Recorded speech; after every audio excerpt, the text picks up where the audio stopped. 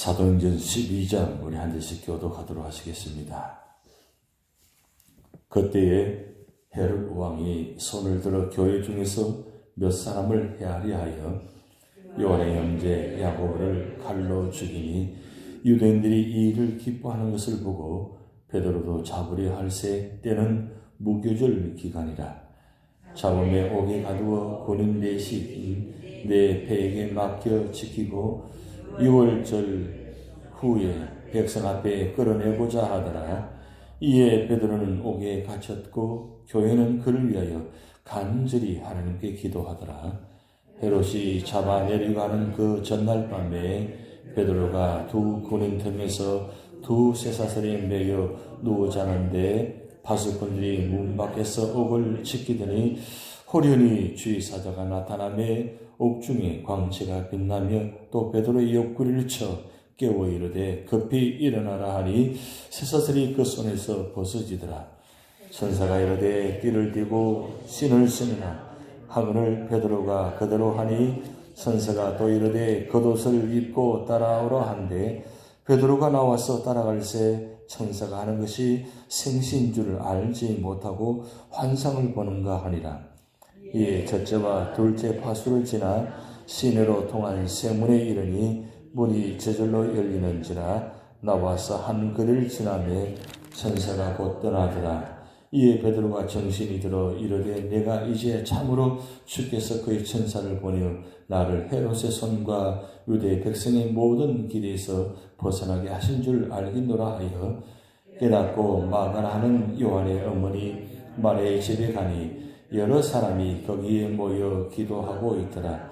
베드로가 대문을 두드린데 로데라 하는 여자아이가 영접하여 나왔다가 베드로의 음성인 줄 알고 기뻐하여 문을 미처 열지 못하고 달려 들어가 말하되 베드로가 대문 밖에 섰더라 하니 그들이 말하되 내가 미쳤다 하나 여자아이는 힘써 말하되 참말이라 하니 그들이 말하되 그러면 그의 천사라 하더라.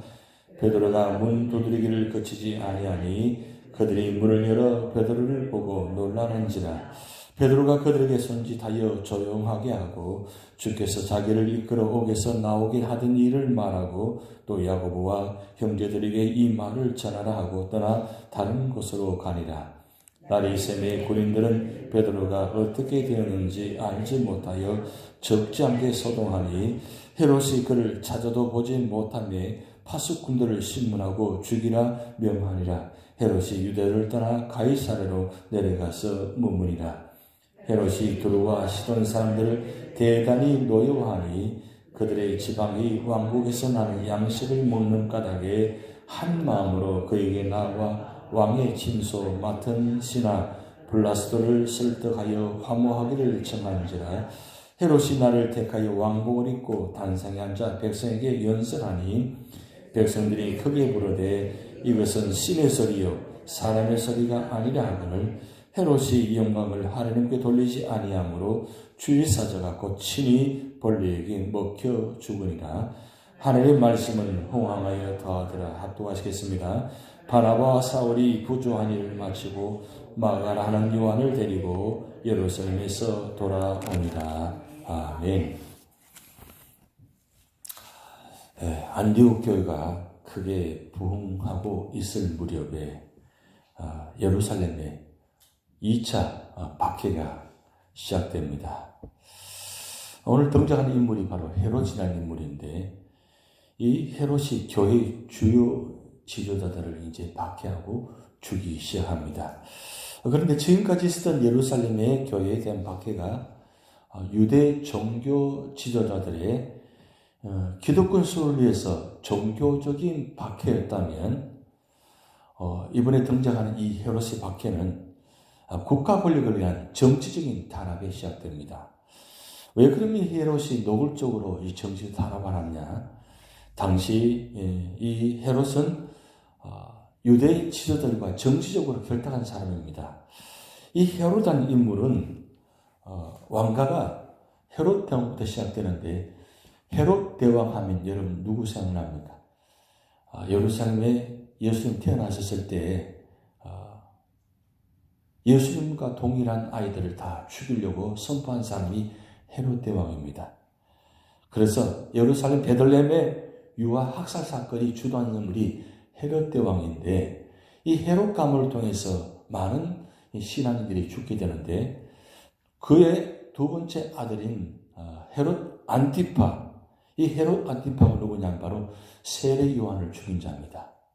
이 세례 요한을 죽인 자인데, 헤롯 대왕은 공식적인 아내가 5명입니다. 그리고 비공식적인 아내가 5명이 있습니다.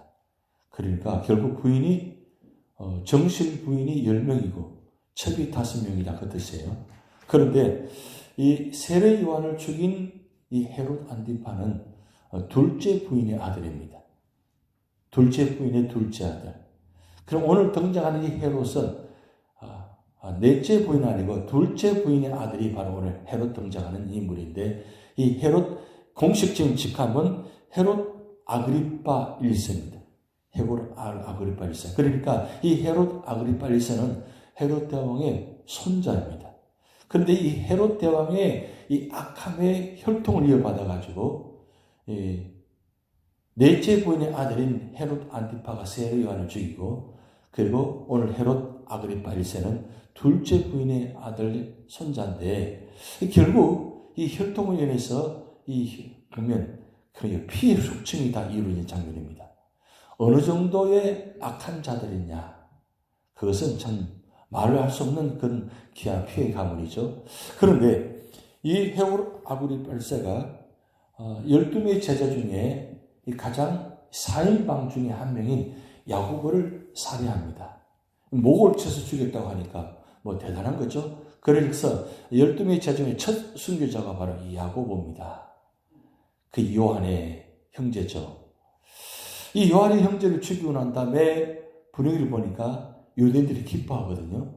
기뻐하니까 베드로도 잡아서 죽이려고 지금 모의한 장면입니다. 그래서 베드로 결국 잡혀서 옥에 갇혔습니다.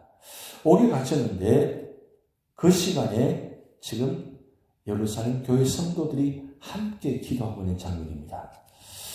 오늘 이 말씀을 통해서 무슨 교훈을 주시냐면은, 교회가 핍박을 당하고 환난을 당할 때 교회가 어떻게 하느냐, 어떤 모습을 가져야 되는가, 그 말씀을 하고 있는 장면입니다.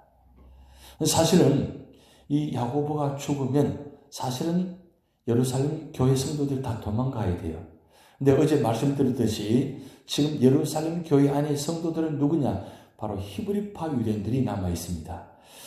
스데반의 죽음을 말미암아 헬라파 유대인들이 다 도망가게 되고 흩어지게 되고, 그래서 이 흩어진 헬라파 유대인들이 유대와 사마리아와 땅끝까지 복음을 전하면서 결국 안디옥 지역에 교회가 탄생되어지는 그 장면이 바로 11장에 나타나고, 오늘 12장은 어떤 장면이냐면 흩어지지 않은 히브리파 유대인들이 남아서 끝까지 교회를 지킵니다.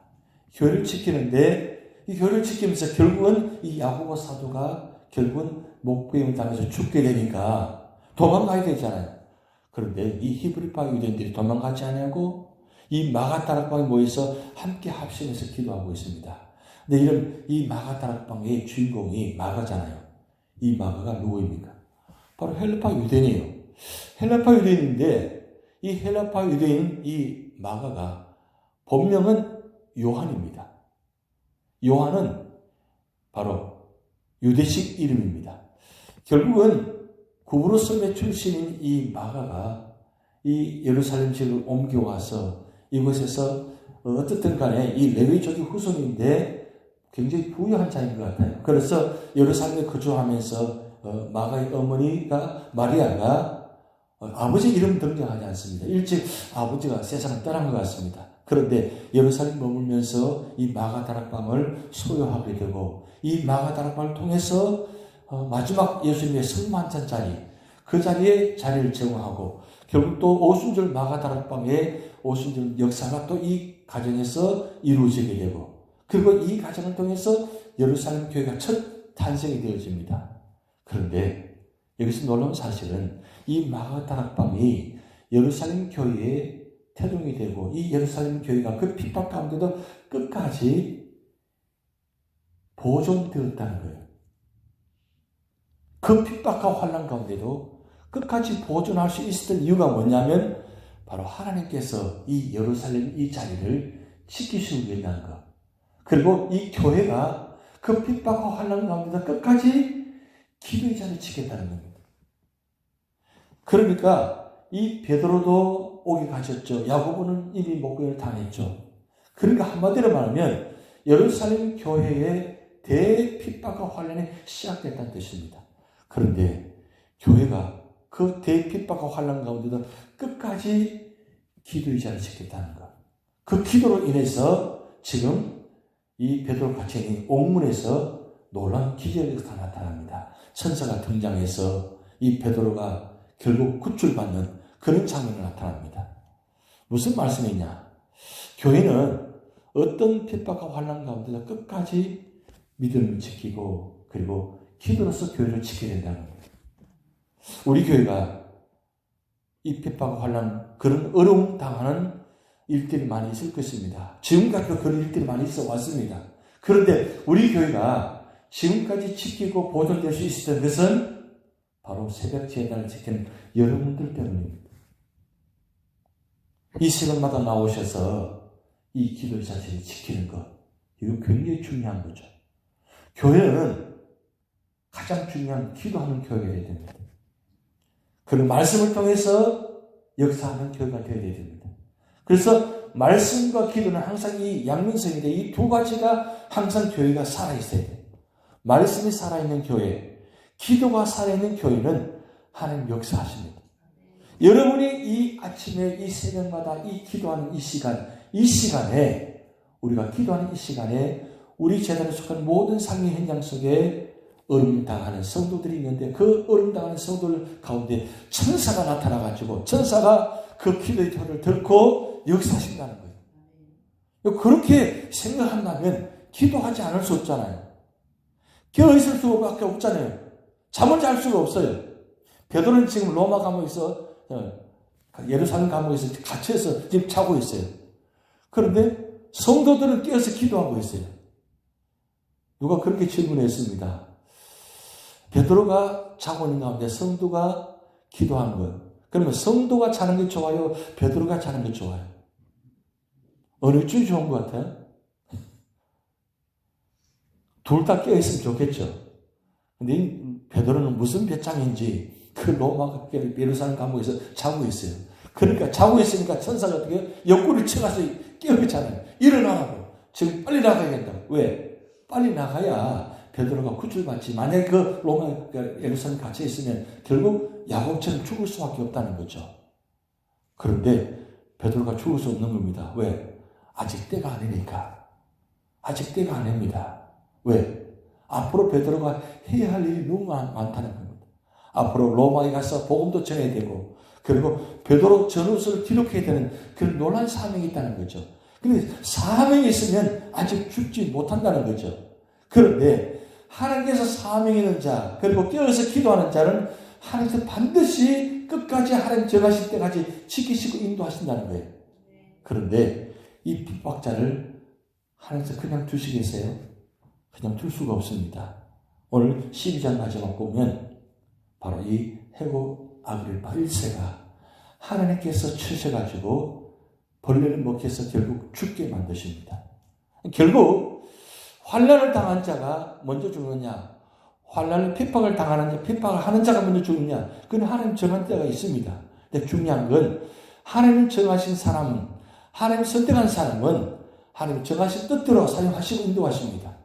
그러나 핍박하는 자는 하나님 정하신 때 반드시 치신다는 사실이에요. 결국 우리는 지난주일 데살로니가전서 마지막 말씀 드렸습니다. 우리는 축복자가 되어야 되지 핍박자가 되어서는 안 된다는 사실이에요. 우리 모든 삶의 자리에 어떤 삶이 아닌지 축복하는 성도가 되시기 바랍니다. 축복을 나누는 성도가 되시기 바랍니다. 그리고 이 축복을 통해서 모두가 다 함께 살아나는 그런 역사. 그럴 때 교회도 살고 교회 속한 성도도 살 수 있다는 거예요. 근데 중요한 건 여러분의 기도가 우리 교회를 살리고 우리 교회의 모든 문제를 응답받는 기도가 된다는 사실입니다. 수요일마다 우리 수요 도고 기도가 있습니다. 몇 분이 모이든 간에 이 수요일마다 도고 기도의 이 자리 굉장히 소중한 자리입니다. 그리고 수요 예배가 있는 날입니다. 예배는 우리의 생명의 자리입니다.